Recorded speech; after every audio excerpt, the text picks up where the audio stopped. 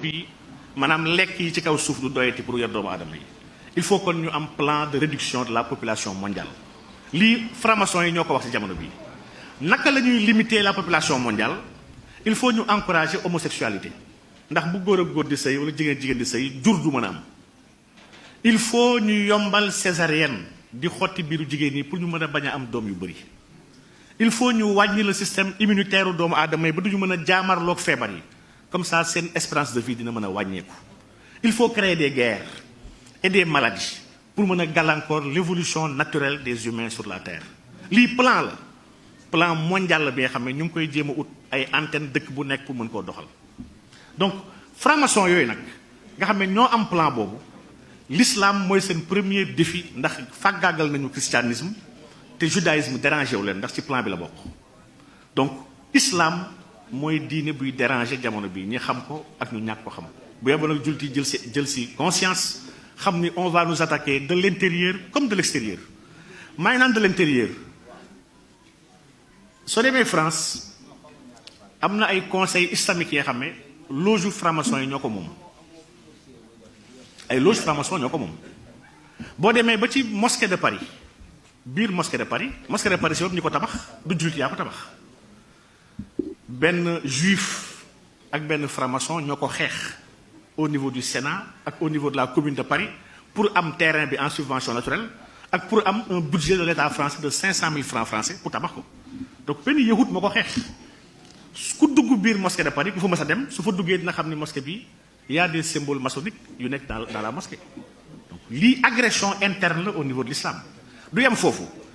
am nañu léegi ay juma biir français xam ne ki koy jiite homosexuel la imam bu siiw la mu ngi tudd imam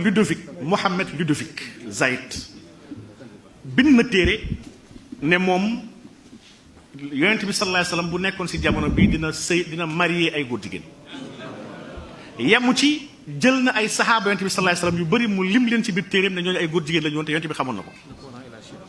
tuddee ko le Coran et la chair maanaam alquran ak ndawal nga gis ni imam boobu dafa jiite benn mosquée bu mag bi nga xam ne tuddee na ko mosquée inclusive bi nga xam ne pour c'est les LGBT c'est pour les lesbiennes les bisexuels les gays ak les transgenres c'est pas le premier ku ñuy wax Kahina Bahloul jigéen la benn métisse tunisienne la ubbi na une mosquée inclusive en France bi nga xam ne góor ak jigéen dañu war a taxawandoo ci benn même sàppe et que jigéen soxlawul muy muuru pour julli ndax muuru bokkul ci l'islam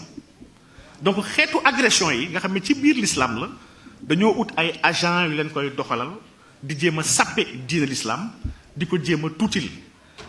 sëñ Maxtaar bu may wax ci temps bi may la ma daaleel ci lenn rek di nga fan yi ñu weesu ñu ngi doon waxu homosexualité au Sénégal drapeau bi dama ragal Sénégal ñu ko xamul woon sax léegi mujjee ñu ko xam drapeau bi muy drapeau bu homosexuels yi tànnal seen bopp muy le drapeau de la communauté LGBTIA drapeau bi 6 couleurs la gis ngeen ni rouge a nekk ci kawam orange topp ci jaune vert bleu ak mauve li tax fan yi ñu jugoon ci drapeau bi artiste boobu ñuy wax Wally Seck dafa sol drapeau bi di def concert Sénégal dafa sol fësal ko ci bés bi nga xam ne jamono yooyu en Europe ñu ngi doon waxu homosexuels yi ak seen ay défilé ñuy wax gay pride drapeau bi la sol gis nañu ñëpp ñu ko ndokkeel ci àdduna bi ci ay homosexuels yu nekk France ak yu nekk fii sax Sénégal gis ngeen lii homosexuels yuy doxantu seen gay pride ñoom ñooy yor drapeau bi di ko màggal ndax nee mooy seen signe képp ku ànd ak ñoom moom nga war a yor da nga ko war a fësal ci ay brassard ci ay mbaxane ci ay t-shirt ci ay jean ñëpp ko war a wane fësal ko parce que dañoo war a imposer doomu aadama yi seen existence parce que ñoom dañoo bëgg sëyi seen biir dañoo bëgg dëkk àdduna bi yëpp ñu am fa seen ay àq ak seen ay yelleef maanaam dans 72 pays dans le monde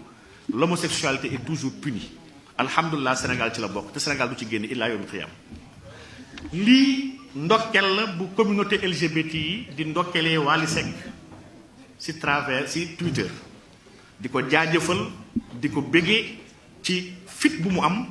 malgré que ñu ngi koy saaga di ko xas ci fësal seen ay couleurs imposé ko Sénégal yi ànd ak ñoom défilandoo ak ñoom seen ay bëgg-bëgg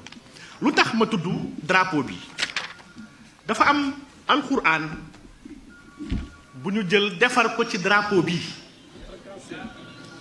tuddee alquran bi le noble Coran arc-en-ciel drapeau exact bu góor jigéen lañ ci def ci biir alquran bi dama nekk di foo sama mbokk aadama moo ma ko jox pour ma gëstu ko Imaam Diop won ko mbooloo bi may foo di xool ne xam ma jël yenn aayaat yi nga xam ne dafay wax ci asxaabu Luut ci suratu Araf aaya 80 ba 84 suratu Huud surat yu yëpp ma koy jël benn par benn di xool aaya yooyu nas bi ci lugatul arabiyya laaluñu ko waaye traduction française bi soppi nañ ko maanaam le sens dafa dellu ci jàngale boobu Ludovic waxoon ne góor jigéen araamul ci islam et il défend que Sodome ak Gomorre bu alxuraan tudd te Bible tudd ko yàlla alagu leen ndax dañoo nekk ay góor jigéen waaye fi leen alag parce que ñu doon violer ay gan lii mooy position wu imam Ludovic Zaïk